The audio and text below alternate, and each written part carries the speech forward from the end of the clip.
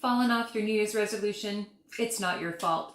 Today I'm sharing 2 common reasons why New Year's resolutions fail and solutions of what to do instead. So grab a mug of your favorite beverage and join me for today's Nutrition Coffee Chat. And while you're at it, click the subscription button below and the little notification bell so that you get everything you need to create healthy eating habits that stick. Well, here we are rounding out the end of January, and chances are if you started a New Year's resolution back on the 1st, you're probably fallen off of it. If that's happened to you, you're not alone. Hey, if you have fallen off your New Year's resolution, whether this year or you've done it in the past, let us know. Click a little me, share that in the comment section below, because it just means you're human. It doesn't mean that you lack motivation or you don't have strong enough willpower. No, it just is meaning that you are a human being.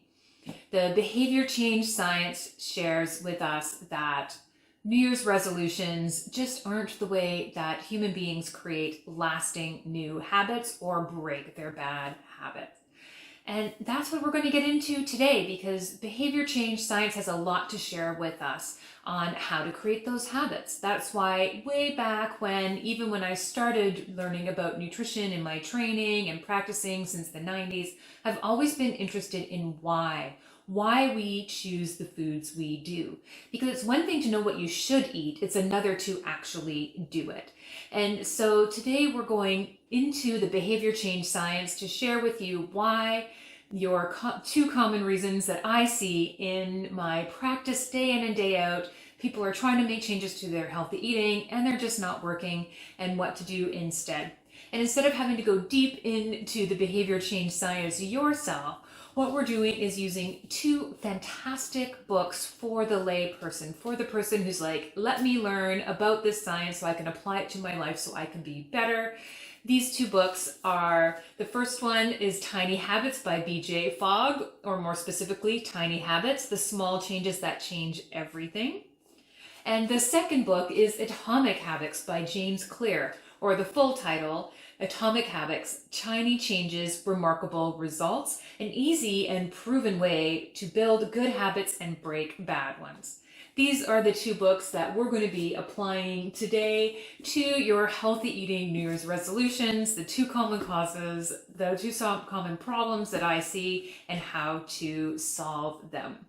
Okay, so the first common problem that I see is that you're not being specific. Maybe your New Year's resolution was, I'm going to eat more vegetables. Ooh, great thing to do for healthy eating. Maybe it's going to be, I'm going to drink more water. Awesome. Great for healthy eating. However, neither of them are specific. I mean, maybe, for example, using the idea of drinking more water. Well, when you're saying, I'm going to drink more water, you're kind of silently saying, I'm going to drink more water sometime. Well, I don't know about you, but sometime it doesn't show up on the clock, and so therefore it doesn't happen. So instead, what you want to do, which James Clear talks about, is to be very specific, to say what behavior you're going to do, when, and in what location.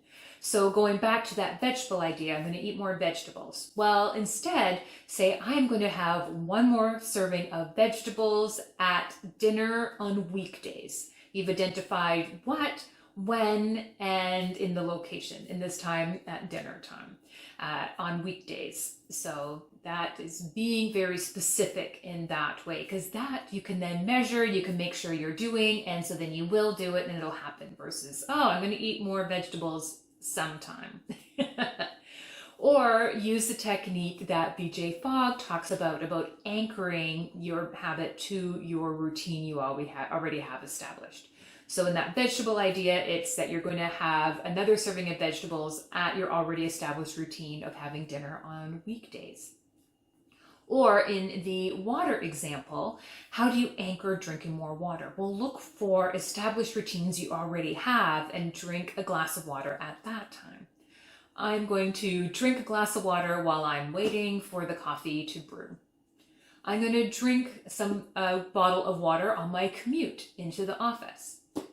I'm going to drink a glass of water when I'm sitting in my morning and I first arrive at work and I'm checking all my emails. I'm going to drink a glass of water weeknights at dinner. Those are examples of adding 4 more glasses of water to your day. Fantastic. You'll know when to do the behavior. You will know if you've achieved it. And hey, you've added 4 more glasses of water to your day. Just boom, boom, boom, boom. That's amazing. So that's how to solve that problem of not being specific.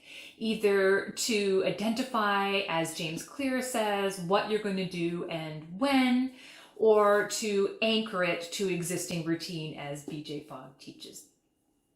If you're really loving how I'm kind of breaking this down into specifics and you want to know more, I recommend grabbing copies of either of these books or both of them. You can get them definitely at your local bookstore, or if you shop on Amazon, that's where you get your books. I recommend that you use the link that I've got in the description box below. When you do so, I earn a small commission from that at no extra expense to you. So it's a wonderful way to support these videos that I create.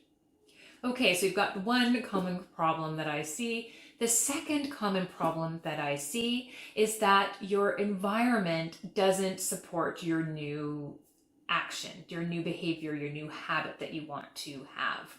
We like to think that we are fully autonomous and we make our decisions and we're fully in control of our lives, but it's just not quite true. The behavior change science shows us that we really are creatures of our environment. And so what we want to do is make the healthy choice the easiest choice. We want to manipulate our environment. We want to change our environment to set us up so that we do the thing. It's the easiest thing to do. Whether you want to judge that negatively of saying human beings are lazy, or judge it positively of saying we are designed to be efficient, doesn't really matter how you want to judge it. The fact is that it's true. We human beings like to have the easiest path. And so that's what we're going to do. So we want to set ourselves up to make that happen for our new habit. So again, using that vegetable example, you want to eat more vegetables. Well, when you look at what has to happen to make that happen, well, you need to decide what you're going to have. You need to have vegetables in the house. You need to prepare them, maybe chop them, peel them, that sort of thing, cook them, and then you can eat them. It's actually like 5 steps before they're actually eaten. And so you want to change that up, and so that you can streamline it to make it easy for you to do. Again, BJ Fogg would call this manipulating your tools and your supplies to set yourself up to succeed.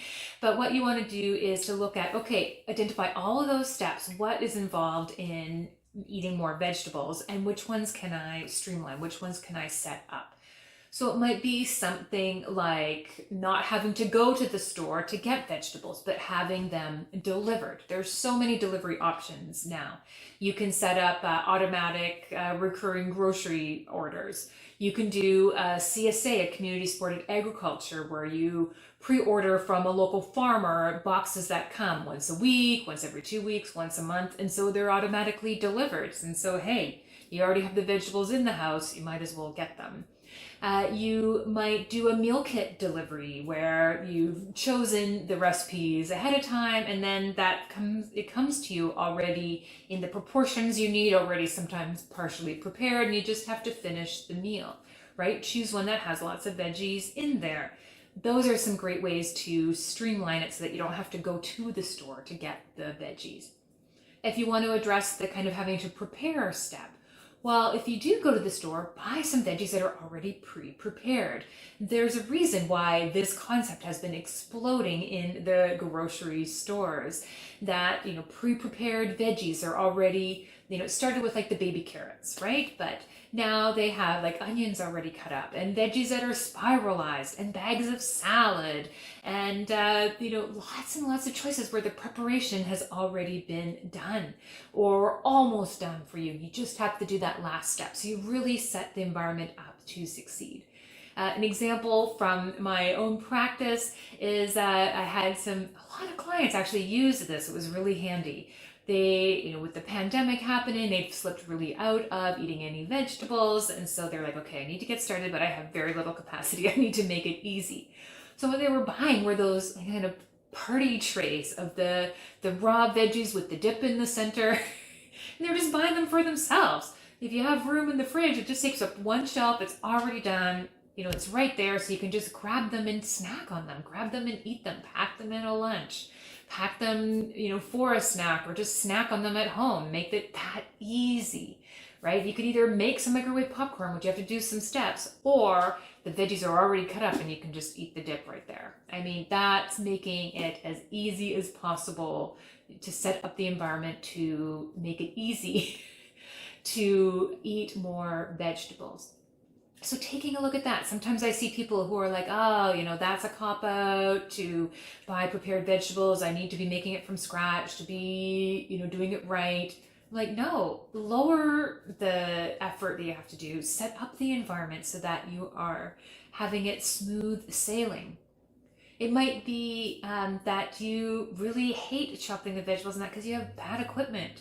So it might be that you buy a half-decent knife. You buy a really nice smooth vegetable peeler. You buy a salad spinner so that preparing the vegetables takes that much less effort.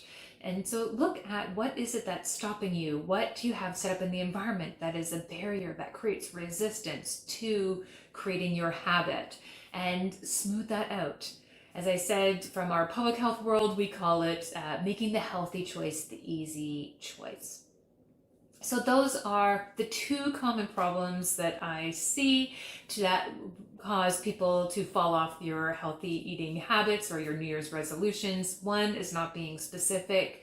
Two is that your environment sets you up to be making it difficult to create your new habits. So streamline your environment, create some specifics, and anchoring it to your behaviors, your current routines, so that you can set yourself up to overcome those two common causes of those two common barriers and set yourself up to succeed with healthy eating habits.